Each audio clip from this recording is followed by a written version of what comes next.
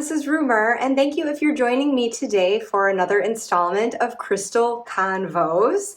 I've got my decks at the ready here, but first I would like to introduce you to my Citrine family. I am pretty darn sure that this is all of them other than some tumbled stones that I keep for crystal gridding, more of this variety, but I've got these representatives here in the meantime.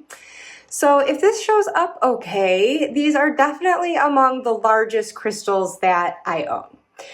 And I have always loved citrine from the get-go. It is such a lovely stone. What you're seeing here is actually predominantly natural citrine.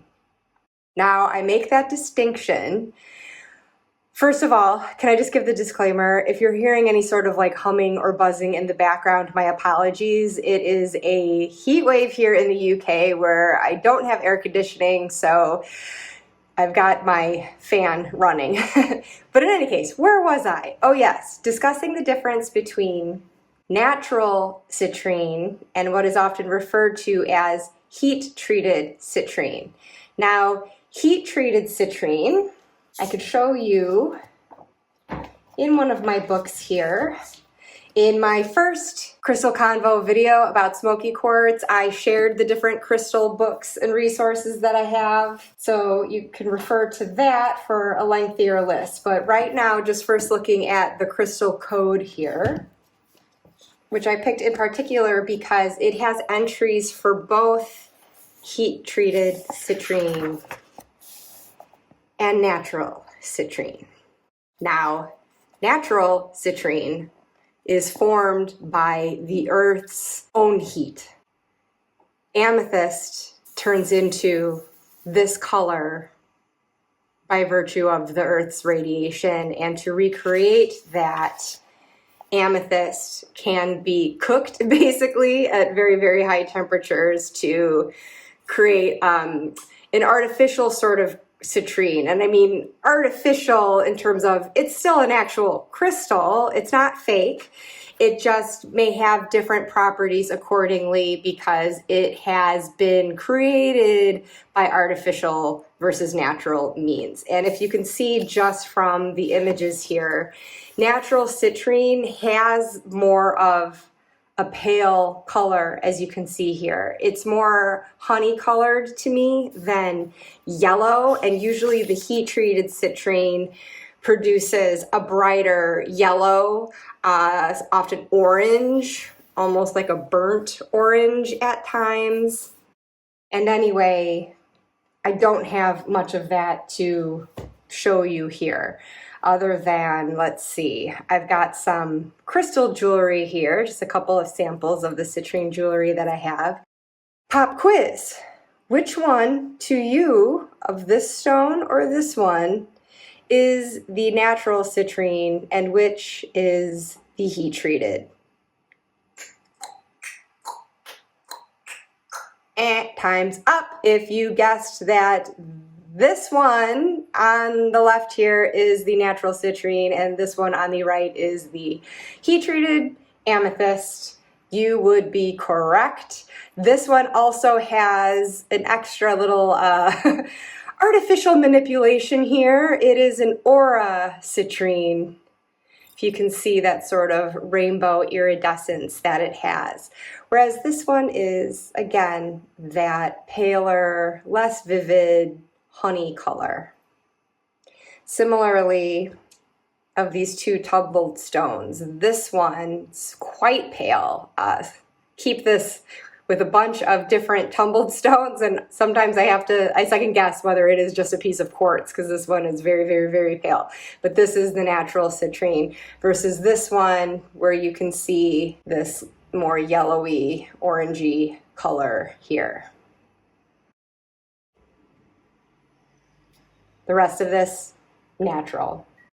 Now, as for the difference in their metaphysical properties, honestly, I'd be hard-pressed to explain to you exactly what that would be. I guess in my mind, I just see it as perhaps the natural form has the most potent of the qualities that are ascribed to citrine. But it's not to say that the heat treated doesn't bring that as well, and it's actually the heat treated citrine that I have in more abundance where tumbled stones go, which I use in my crystal grids, because the heat treated citrine is probably the majority of what you find out there. But now you know how to spot the difference. Regardless of which kind it is, citrine is a wonderful solar plexus stone. I personally always associate it with that sense of core fire, that drive, motivation, impetus, creativity, proactivity. If you get my drift, it's often associated with abundance and prosperity as well. It's sort of like the little kick in the pants that gets you motivated to go out there to achieve success. Citrine comes from the French citron, which is the word for lemon. Now, I don't look at this and see yellow. Like I said, that would be more so the heat-treated citrine where that really comes through, but regardless, it is a bright and cheerful stone in its essence, even if it doesn't appear so directly on the surface, especially with these natural specimens before me. It's a real pick-me-up stone. It's one I will grab if I am just sort of feeling in the doldrums. I feel like it's got that quartz quality of cleansing. It's often said actually that citrine is one of the crystals that is self-cleansing and charging, so you don't have to necessarily set it in the sun or sage it or run it underwater, or however you cleanse your crystals. You don't necessarily need to do that in order to cleanse and recharge it again. I mean, I don't know. I don't really like buy into any of that. I don't see why it would be one stone versus another that's capable of that.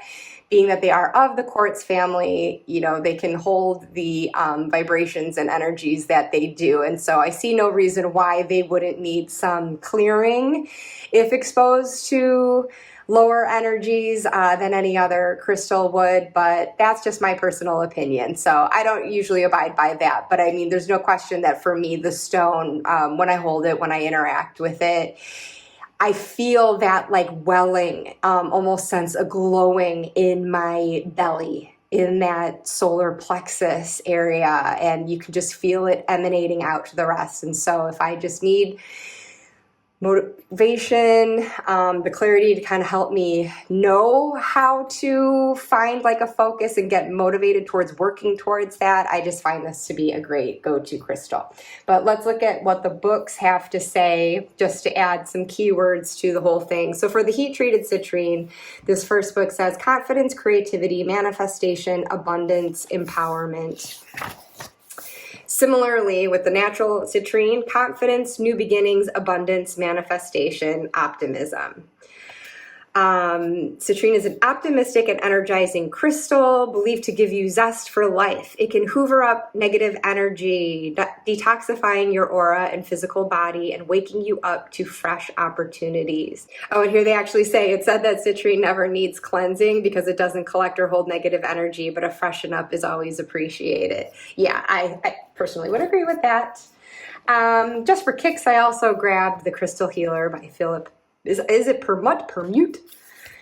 Don't know, but I love this book. It's such a great like go-to for just like a quick at a glance, and it's color coded, so I just have to go to the yellow section here, and the headliner is citrine. A money stone that brings abundance and wealth, good for decision-making, learning, teaching, studying, creativity, awareness, writing, problem solving, and new beginnings. Also a feel-better stone, as discussed before. Oh, and hey, what wasn't mentioned before is that it apparently helps to sell houses. Okay, good to know. Just to give some attention to the physical qualities, which that other book did as well, if you use crystals for physical healing. And if you do, you probably know this about citrine as well, since it's pretty much a popular stone, one of the more well-known ones.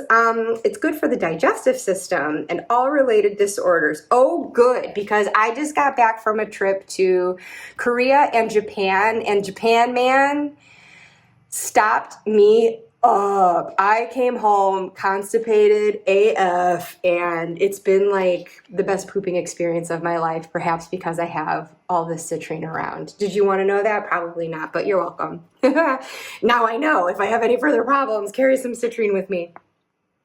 Also good for eyesight and the heart, kidneys, thyroid, thymus, and liver. Helps tissue regeneration, anemia, jaundice, nausea, vomiting, and detoxing. And emotionally and spiritually, it's good for relationships, self-esteem, aura work, and getting rid of emotional toxins. Helps anger and yin-yang balance. So yes, just a thoroughly lovely, joyful, cleansing stone, energizing, filled with vitality and just a bit of oomph, you know, that zest for life, as that first book said. So just to kind of introduce them more individually now, I showed you my tumbles and the crystal jewelry that I have. I have this, yeah, let's start with this one. Maybe not the first citrine in my collection. I feel like I did just start with a tumbled stone, if not that tumbled stone.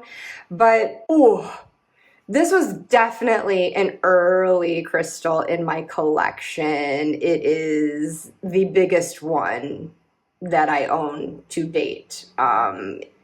If not in size, but yeah, I think in size, but definitely in weight. I named this one Honey Child because of its honey color and the fact that it weighs as much as an actual human child at birth. It's about 5 or 6 pounds. It is very heavy, just like holding it up the couple of inches that I am from my table right now. But I love this because you can just see some of the rawness and ruggedness of where it came from and would have been attached to, I don't know, more citrine, another matrix stone, I'm not sure. You can see, what's the word? It begins with an M. Oh, I'm going to have to edit in the word because I'm blanking on it right now, but I believe it begins with an M. This would be an indication of where this was attached to a different type of mineral. But you could also, from this side, see a really lovely clarity, some fractures within that give it a lot of interest, and you can see multiple facets here. I believe this is an Elise steel, which I introduced in my last video about Lemurians, where the big point forms, but then several smaller ones form along it. So yeah, I really did carry this crystal around like a baby for a while when I first got it, really wanting to suck in its good vibes. It just felt comforting to hold, and yeah, I love it. So then coming in, okay, there we go. Coming in second here for size is this one. Probably weighs, I don't know, close to 3 pounds, I would say. And big old citrine point. Not much more to add beyond that, other than I love the ridges on it. It has that Lemurian quartz quality of the striations, and it's just soothing to me to run my fingers along that. Really interesting markings in here too. I forget if this one contains record keepers. I would have to look more closely, but I think the record keepers are like triangular shaped indentations. Thought maybe this one had them, but I don't know. This one is actually a smoky citrine. If you notice that it is a little darker, a little browner, so this is similar to smoky quartz. Looks very much like a smoky quartz. It just has that subtle bit of yellow honey color that would distinguish it from a straight up brown smoky. But I really love this stone as well. I just think formation is so interesting. And again, I love the rugged rawness of these. They don't need to be perfectly cut and polished. You know, this is how they naturally grew, and this is how it was unnaturally chiseled off from where it grew, which is unfortunate. And I have to say, I have definitely slowed in my crystal collection, if not stopped altogether. I think every now and then I will pick up maybe like a palm stone or something, but I do actually feel bad about these being mined and taken for money. But here's more of that original stone matrix that this would have been growing upon. Some of that glitter of that same mineral that I saw at the bottom of this one. Mica? I think it's mica. That just hit me. So anyways, this is another natural citrine point. Just a little love. This one is very comfortable to just sit with and hold like this. It's very nice for meditation. These are a bit trickier with that because they are just so heavy.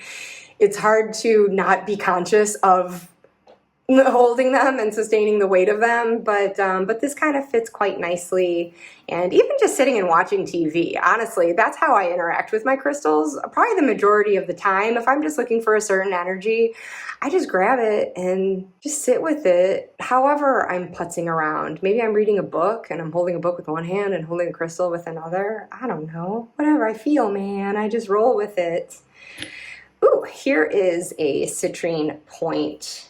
I wondered if perhaps this was the sort of crystal formation where you have a larger head to the point, or wider, I should say, than the body is. And of course, the heat is stripping that word from me too. I'm going to have to edit it back in, but there's a word for it. And I mean, I think for this one, certainly, and the other ones I've seen, gives it a bit of a phallic quality. So I definitely picked this one up as like bringing in more of a masculine energy and just a more assertive, active energy, which all citrine would have. But this for really, really, really like focusing it on a target. You know, it's almost like an arrow.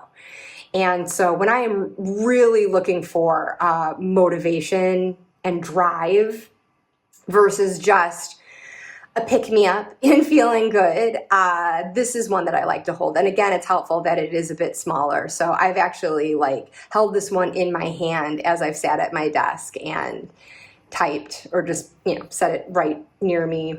Oh, and it finally just hit me. Scepter quartz. I believe it's called scepter quartz, which gives it kind of like this royal connotation, something very like emperor-like to me. And again, gives that sort of powerful, authoritative essence to it that just characterizes it a bit differently from these. But that's just me. I haven't interviewed any of these crystals yet, as I'm going to get to later on in this video. So I would be interested in doing so and finding out the characteristics, but I feel that way for all of them, really.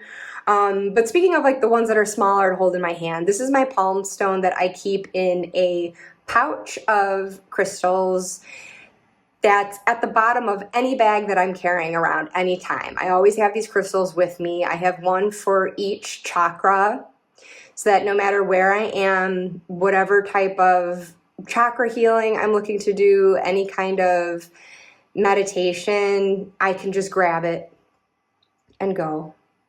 I do believe, for as pale as this is, I do believe this is heat treated citrine.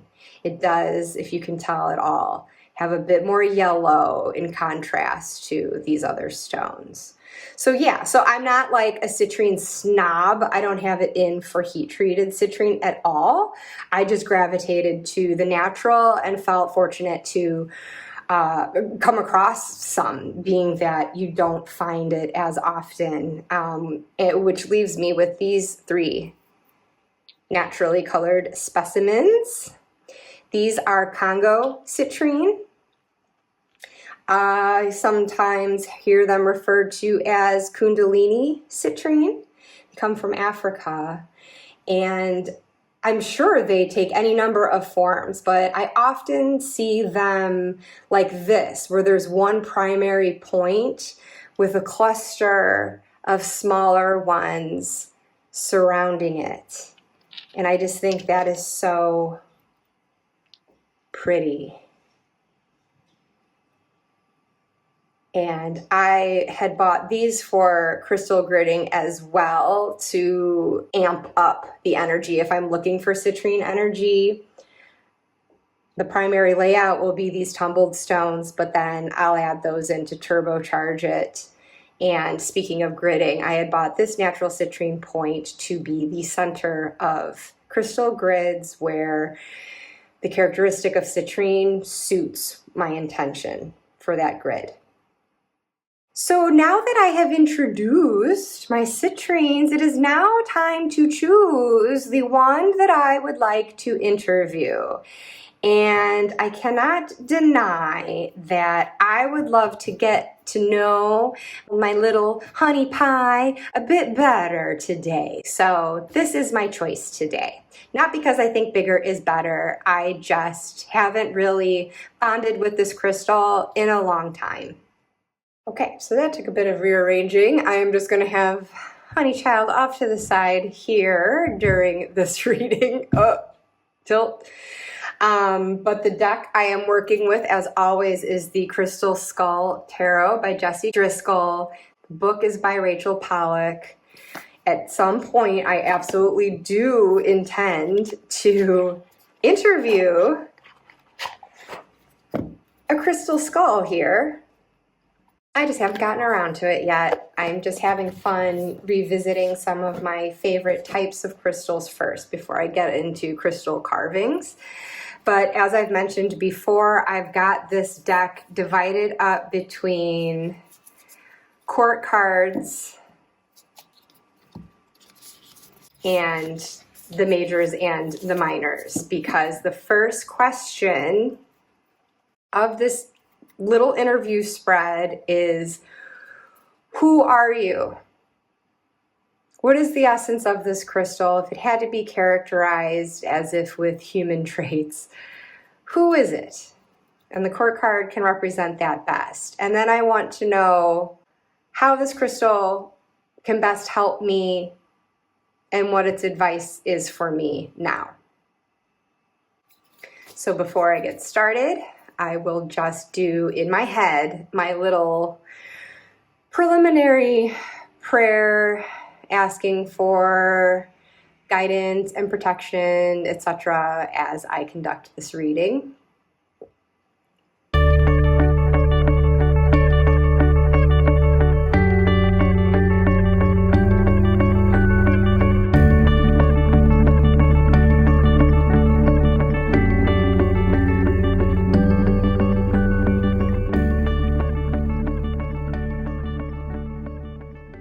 Doing that also just gives me a chance to kind of breathe it out, clear my headspace a bit.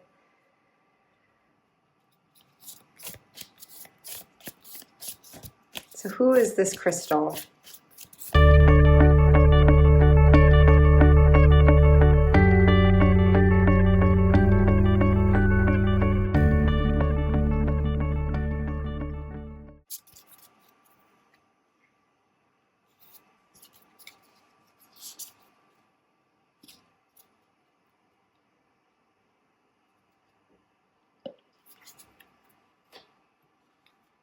Oh, interesting.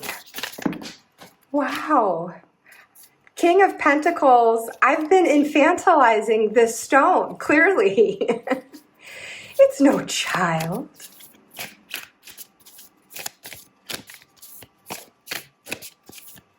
So now 2 more cards for how this crystal can best help me, and if it has any advice for me now, in this moment.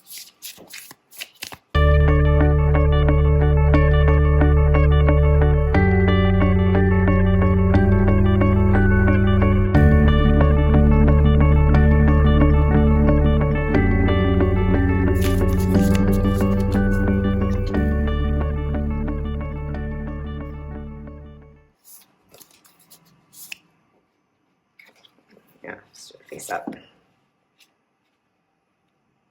Okay.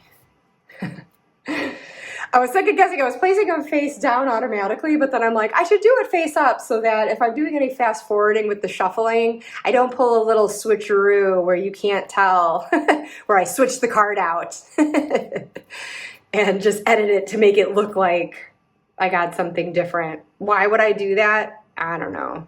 I wouldn't. I'm an honest person. I'm biologically incapable of lying, but I don't know.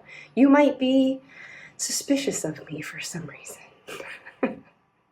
Okay, enough of my weirdness. So let's get Honey Child in here, who now I know is not a child. Honey, you're a king. How cool. So just to show this more clearly, it's like there's an actual coin here fitting for the suit of pentacles. I'm not sure what crystal is featured in there. I know it would be in the guidebook, but having introduced this as my biggest, heaviest stone, and not that it's like the size that matters, but I mean, having that presence in my collection and even this celestial quality that is almost like castle on a mountaintop, that's kind of the vibe I get from celestials, and especially this one. It is just hitting me how fitting a King of Pentacles would be. And interesting that this being a stone of the solar plexus, to get an earth element here at its essence. So, I guess you could say it's all a spectrum, perhaps, that across all of these crystals, they may have their varying energetic levels. I mentioned how the scepter citrine I see as having a very active and dynamic energy, and now I'm especially interested to interview this to see if that would actually show up in the reading. Where in comparison, this one just kind of sits in place because it is so heavy. I do not pick this one up and move around with it. I definitely do not travel with it. God, no. So it has that very rooted, ruling presence to it, I guess, as a king would. It's the more grounded of this type of energy. The King of Pentacles has amassed the abundance that he has from hard work, from being motivated, and the prosperity and the success inherent in Citrine is inherent in the King of Pentacles as well. So interesting. Oh my goodness, look at this though, for how it can help me. 3 of Swords. So this is really fitting for Citrine as well, because even though we didn't get a cups suit here of the water element, of the emotional, or the intellectual, as it were, since this is swords, there is that, well, depending on how you look at it, I always incorporate a bit of that heart break element into the 3 of Swords. I admit it. I know that some people don't, but I do incorporate that with the swords as being the growth in the mind and perspective that comes from difficult emotions and going through a difficult time. And so the citrine is the feel-good stone, as we saw before. And so this is a stone that can help lift me up. And maybe with a kind, solid, stable father quality when undergoing times like this, and helping me to foster that mental growth and get that clarity that emerges from that. And then it's advice for me now, you guys, the sun card, I think screams citrine. And so apparently I don't feel I'm in a 3 of Swords state right now, but this crystal wants to give me a blast of its bright, happy, sunny, feel good vibes right now. And I think that is so nice. And so I think that just cuddling with the citrine, I think that Also, just meditating and looking to where my joy is can help foster those feelings. And so that's so nice. Let's look at the guidebook though. I mean, Rachel Pollack wrote it, so it's definitely not one to be ignored. So first of all, I'm not going to read the entry. I just wanted to see what kind of crystal this King of Pentacles was. Oh, here it is. Oh, coffee jasper. I haven't heard of that. Brown jasper is rooted in the earth, our home. It seems perfect for the culminating card for the suit of earth. Brown jasper aids in calming and centering so that we can find our own place in the world. Okay, so I did end up reading a little bit of that. But I like that because I think that like that vim and verve that can come from citrine, it's like it can produce this with this sunny quality to help overcome this, but like it does so in more of a like less balls to the wall way, as I suspect this one might do. And it's more of a calming, centering, just generally good feeling emanating from the core. This is amber. Amber is a very light substance in both senses of that term. While some have described it as divine tears, it can alleviate stress or depression while increasing vitality. It drains off negative energy and brings in light and joy, which seems perfect for counteracting this, doesn't it? Fiery passion surrounds the sun and gives off tendrils. Pillars of golden light stand on either side of the skull. There is no duality here, only joyous light. Readings: joy, healing, happiness, simplicity, rational analysis, emerging into light and well-being after a period of stress. Childlike pleasure and simplicity, especially with the Fool card. Isn't that nice? So there's a bit of the childlike quality that I saw in Honey Child. So here we go, just to get a closer look at the reading for this particular crystal. It is a King of Pentacles energy in my collection that can get me through the hard times by offering joy, but in a very centered, calm way. And it is encouraging me to seek my joy now already. And so that'll do it for another round of Crystal Convos. Honey Child and I thank you for joining us today. I'm sure these lovelies second that sentiment, and please in the comments, as always, let me know if you have familiarity with crystals, if you work with crystals yourself. Do you work with citrine, and what characteristics do you associate with it? What do you find it most helpful with? And perhaps for the purpose that this crystal is serving in my life, is there another one that you use for the same end?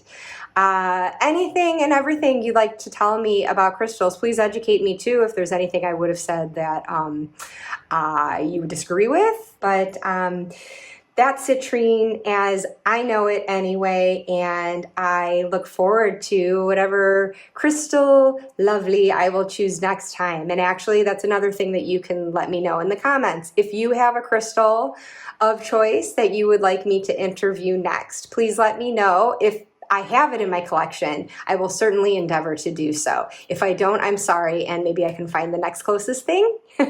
Okay, until then, bye-bye.